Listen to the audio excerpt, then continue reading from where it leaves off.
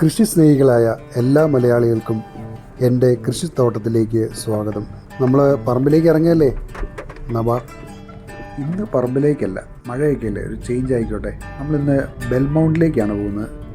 ബെൽമൗണ്ട് എന്നാൽ മണിമല, റാന്നിക്കടുത്തുള്ള കാഞ്ഞിരപ്പള്ളിക്കടുത്തുള്ള ഒരു സ്ഥലമാണ്. ബെൽമൗണ്ട് എന്ന പേര് നമുക്കെല്ലാവർക്കും സുപരിചിതമാകുന്ന ഒരു ബ്രാൻഡായി മാറാൻ പോവുകയാണ്. മണിമല കൊക്കോ സഹകരണ സംഘത്തിൻ്റെ അമരക്കാരനായ KJ വർഗീസ്, നമ്മുടെ വർഗീസ് ഏട്ടൻ്റെ ചോക്ലേറ്റ് ഉൽപ്പന്നങ്ങളുടെ ബ്രാൻഡ് നെയിമായി മാറുകയാണ് ബെൽമൗണ്ട്. ആർക്കും കുറഞ്ഞ മുതൽ മുടക്കിൽ തുടങ്ങാൻ പറ്റുന്ന ചോക്ലേറ്റ് നിർമ്മാണത്തെ പറ്റിയുള്ള ഒരു പരിശീലന പരിപാടി കാണാനാണ് നമ്മൾ പോകുന്നത്. വീഡിയോയുടെ ദൈർഘ്യം കാരണം നമ്മൾ 2 പാർട്ടായിട്ടാണ്. ഓരോ പാർട്ടും നിങ്ങൾ വീഡിയോ സ്കിപ്പ് ചെയ്യാതെ കാണാൻ ശ്രമിക്കുക. നമ്മളിങ്ങനെ വരികയായിരുന്നു രാവിലെ.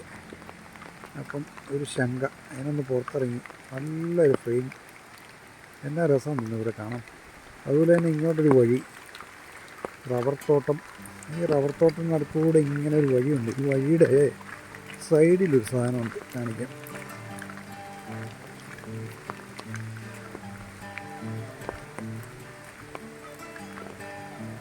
ഇതുണ്ട് നമ്മുടെ പഴയ റബ്ബർ അടിക്കുന്ന മെഷീൻ.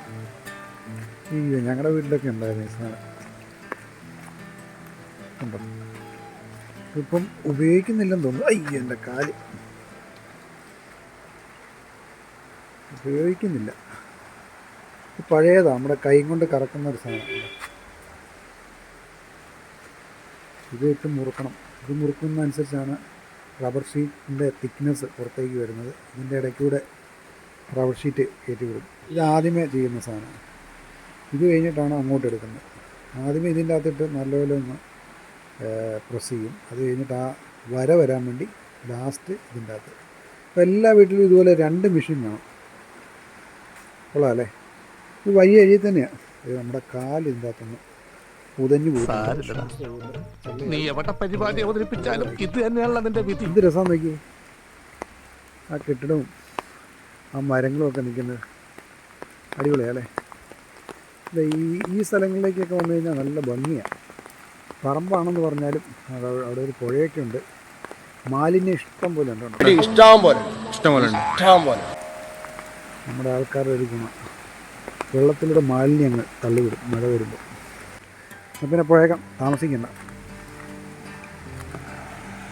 ആ പ്രകൃതി ഭംഗിയും പിന്നെ രാവിലത്തെ തണുപ്പിൻ്റെ ആശങ്കയൊക്കെ ഇവിടെ വന്നപ്പോഴത്തേനൊന്ന് ഇറങ്ങിയതാണ്. ചേട്ടാ, ഈ സ്ഥലത്തിൻ്റെ പേരെന്നാ? അടാമറ്റം. ഓക്കെ, അടാമറ്റം. ആഹാ, നല്ല അടാറ് പേര്. ആ വീടുണ്ടോ, നല്ല ഭംഗിയുണ്ട്. ഒരുമയും പഴമയും എല്ലാം ഉണ്ട്. അങ്ങനെ നമ്മൾ നാടോടി കഥാഗ്രാമമായ മണിമലയിലെത്തിയിരിക്കുകയാണ്. 2011 കേന്ദ്ര ഗവൺമെൻറ്റാണ് മണിമലയെ നാടോടി കഥകളുടെ പ്രോത്സാഹനത്തിനായി മലയെ നാടോടി കഥാഗ്രാമമായി തിരഞ്ഞെടുത്തത്. വിക്കിപീഡിയയിൽ നിന്ന് മനസ്സിലാക്കിയാണ്, തെറ്റാണെങ്കിൽ പൊങ്കാല ഇടരുത്. നിങ്ങൾക്ക് പരിചയം ഉണ്ടായിരിക്കുമല്ലോ അല്ലേ? കഴിഞ്ഞ ദിവസം നമ്മൾ ഇവിടെ എത്തിയിരുന്നതാണ്, നമ്മുടെ വർഗീസേട്ടൻ്റെ വീട്. സമയം 10:30 കഴിഞ്ഞു. ആദ്യത്തെ പരിപാടി ഇവിടെയാണ് നടക്കുന്നത്. അത് കഴിഞ്ഞ് ഇതിൻ്റെ ക്ലാസ് നടക്കുന്നത് ടൗണിൽ ഏതോ ഒരു ഹോളാണ്, പേര് ഞാൻ പറഞ്ഞ്, ലയൺസ് ക്ലബിൻ്റെ ഏതാണ്ട് ഒരു ഹോളാണ്. നമ്മുടെ വീട്ടിലെ പരിപാടികൾ മഴ കാരണം മാറ്റിവെച്ചു. അതുകൊണ്ട് ലയൺസ് ക്ലബിൻ്റെ അവിടുത്തെ പ്രോഗ്രാം മാത്രമേ ഉള്ളൂ. ഇവിടെ നിന്ന് ഇപ്പോൾ എല്ലാവരും അങ്ങോട്ട് പോയിരിക്കുക. നമുക്കൂടെ അങ്ങോട്ട് പോകാം. ഇവിടെ നിന്നൊരു 800 കിലോമീറ്ററേ ഉള്ളൂ. അപ്പം ഇനി അവിടെ ചെന്നിട്ട് കാണാം.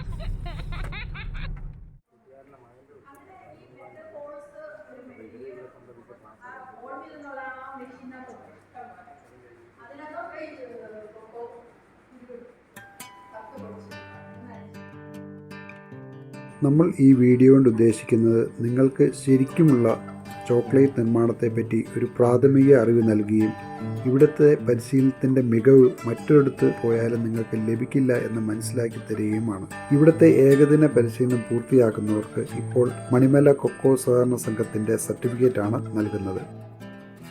എൻ്റെ പേര് വിദ്യ. ഞാനൊരു ബീൻ ടു ബാർ ചോക്ലേറ്റ് മേക്കറാണ്. അപ്പോൾ ഞാൻ പറയാൻ പോകുന്നത് എങ്ങനെയാണ് ബീൻ ടു ബാർ ചോക്ലേറ്റ്സ് ഉണ്ടാക്കുന്നതെന്നുള്ള ചെറിയ സ്റ്റെപ്സ് വഴിയാണ്.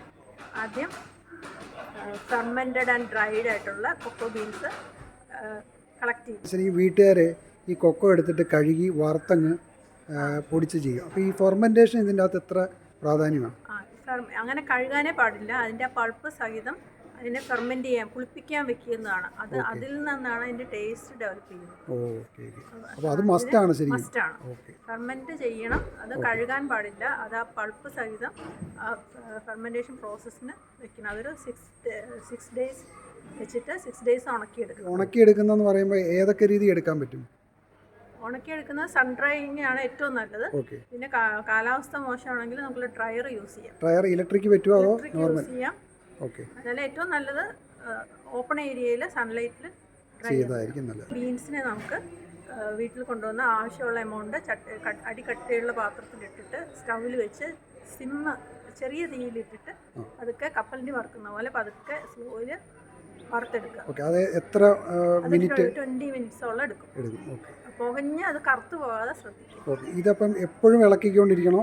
ഇല്ല, ഇടയ്ക്കിടയ്ക്ക് ഇളക്കി കൊടുക്കുക. പിന്നെ അത് പൊട്ടുന്ന സൗണ്ട് കേട്ട് കുറച്ചുകൂടി കഴിയുമ്പോൾ അത് എടുക്കാം.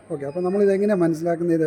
അതിൻ്റെ അരോമാറ്റിയുടെ നല്ലൊരു സ്മെല്ല് വരും. പിന്നെ പൊട്ടുന്ന ശബ്ദം, പിന്നെ അതിൻ്റെ സൈസ് കുറച്ച് ഇൻക്രീസ്ഡ് ആവും. പിന്നെ ഇളക്കുന്ന ആ ഒരു സ്പീഡ് നമുക്ക് കൂടും. റോസ്റ്റിംഗ് കഴിഞ്ഞ് വിന്നോവിംഗ് എന്ന് പറഞ്ഞാൽ അതിന്റെ തൊണ്ട് കളഞ്ഞ് വൃത്തിയാക്കി എടുക്കുക. അതായത് നമ്മൾ കപ്പലണ്ടിയുടെ പുറത്തുള്ള പോലത്തെ ഒരു തൊലി പോലത്തെ ഒരു സാധനം അതിന്റെ പുറത്തുണ്ട് അല്ലേ? തൊണ്ട് കളഞ്ഞ് വൃത്തി. അത് പല മെത്തേഡിൽ ചെയ്യാം. ഫാൻ ഉപയോഗിച്ച് വരെ ചെയ്യാൻ പറ്റും. ഫാൻ ഉപയോഗിച്ചാൽ തന്നെ ഇത് ഫാൻ ഉപയോഗിച്ചിട്ട് ആണോ? അല്ലെങ്കിൽ ഹെയർ ഡ്രയറിന്റെ എയർ ഉപയോഗിച്ച്. അപ്പം നമ്മൾ ഇതൊന്ന് തിരുമണോ? തിരുമ്പി പൊട്ടിച്ചിട്ട് പിന്നെ ഊതിക്കളയാം. പിന്നെ ഗ്രൈൻഡിങ് ആൻഡ് കൊഞ്ചിങ്, ഇതിന് സ്പെഷ്യൽ മെഷീൻ അവൈലബിൾ ആണ്. അതിൽ ഗ്രൈൻഡ് ചെയ്യുക. പിന്നെ അതിനായിട്ടുള്ള ഇൻഗ്രീഡിയൻസ് മിൽക്ക്. ബീൻസിനെ വീണ്ടും ഒന്ന് പൊടിക്കണ്ടേ? അത് നമ്മുടെ മെഷീന്റെ കപ്പാസിറ്റി ലൈഫ് കൂട്ടാൻ വേണ്ടിയിട്ടാണ്. മിക്സിക്കകത്ത് ഇതിന്റെ ഇടയ്ക്ക് ഒന്ന് പൊടിച്ചിട്ടാണ്.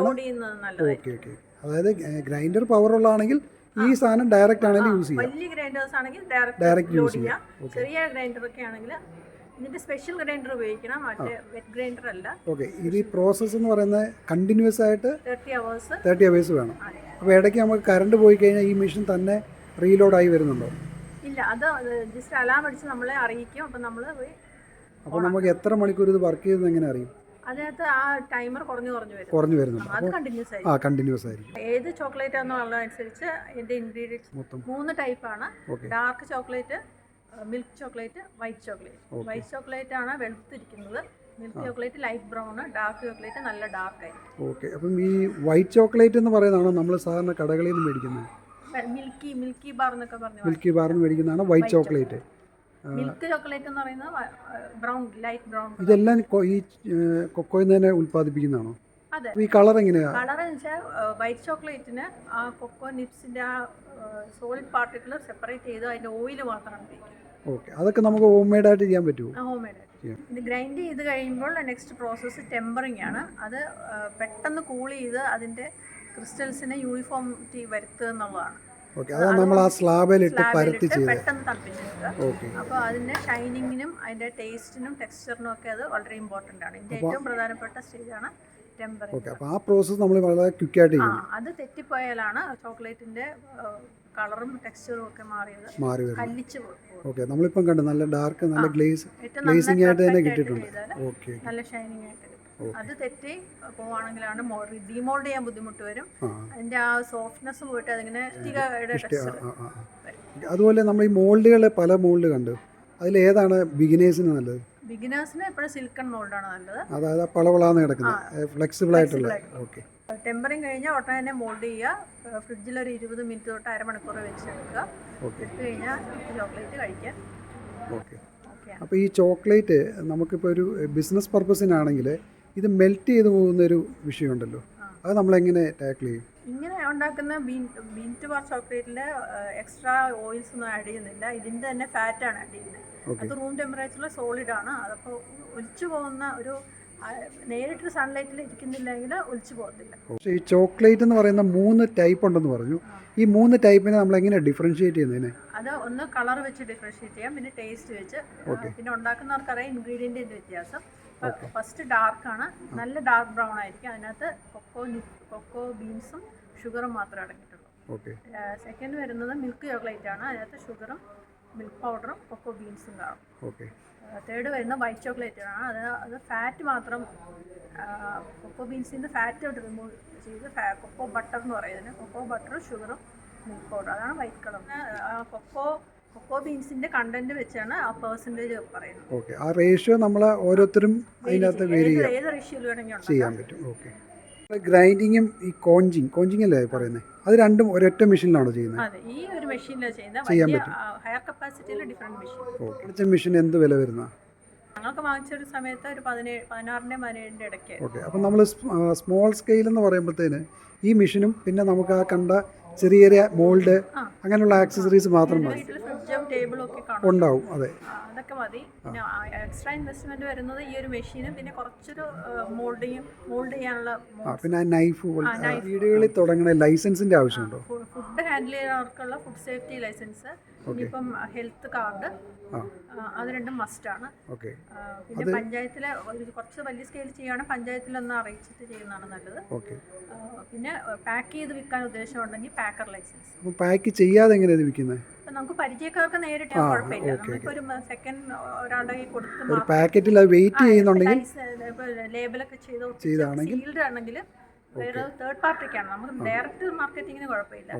വേറൊരാൾ വഴി നമുക്ക് അറിയാത്തൊരാൾക്ക് കൊടുക്കുമ്പോൾ ആ പാക്കർ ലൈസൻസ്. അപ്പോൾ ഇത് ഏകജാലകത്തിൽ കൂടിയാണോ അതോ എല്ലാം ഓരോ ഡിപ്പാർട്ട്മെന്റ് വൈസ് നമ്മൾ പോകേണ്ടി വരുമോ? ഞാൻ പല വഴിയാണ് ചെയ്തത്. ഏകജാല സംവിധാനം ഉണ്ടെന്ന്. സോർട്ടിങ് നല്ലതാ അല്ലേ? വറുത്ത് കഴിഞ്ഞൊരു സോർട്ടിങ് നല്ലതാ. വറുക്കുന്നതിന് മുമ്പ് തന്നെ സോർട്ടിങ് ചെയ്താലേ നമുക്ക് ആ ചീത്ത കുരുക്കളൊക്കെ നമുക്ക് മാറ്റാം. വീഡിയോ ഇഷ്ടമായാൽ ഒന്ന് ലൈക്ക് ചെയ്യാനും ഷെയർ ചെയ്യാനും സബ്സ്ക്രൈബ് ചെയ്യാനും മറക്കല്ലേ.